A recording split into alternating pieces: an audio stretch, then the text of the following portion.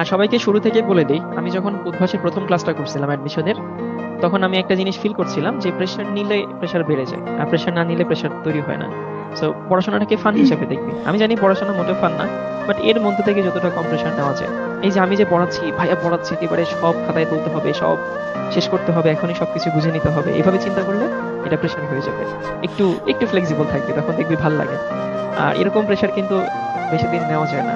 মানে তোদেরকে একটা কথা বলি, আমরা অনেক সময় এভাবে চিন্তা করি যে জীবনের আছে কি, এত কষ্ট করব না, জীবনের আছে কি, পড়াশোনা করব না, জীবনে কিছু না কিছু হবে, থাক এখন আর আমি পড়াশোনা করব না। বিশেষ কর মানব জীবন এরকম যে কোনো একটা জীবনে সারা জীবন ধরে বা সারা বছর ধরে তুই ওই টপ লেভেল পরিশ্রম করতে পারবি না, টপ লেভেল পরিশ্রম করা সম্ভব না।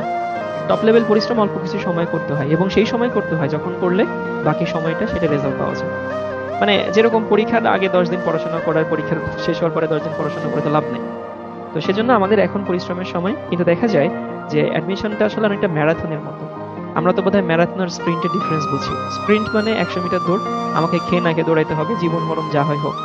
আর ম্যারাথন মানে হচ্ছে আমার বিশাল একটা পথ পাড়ি দিতে হবে, 15-20 কিলোমিটার পথ পাড়ি দিতে হবে। তো সেখানে যদি আমি স্প্রিন্টের মতো শুরু করি, 100 মিটার দৌড়ের মতো শুরু করি, দেখা যাবে তো আমি তো আধা কিলোমিটার যাওয়ার পরে দৌড়াইতে পারবো না। তো নিজের আগাইতেও হবে, স্ট্যামিনা ধরে রাখতে হবে। তো শুরু থেকেই অতি আবেগে, মানে এটাকে অ্যাড্রিনালিন তাড়িত পরিশ্রম বলে। সো অ্যাড্রিনালিন তাড়িত পরিশ্রম না করে রিয়েলিস্টিক পরিশ্রম করবি, মাথায় রাখবি আমাকে একটা বিশাল জার্নি পার করতে হবে। এটা স্প্রিন্টের মতো শুরু করতে হবে না।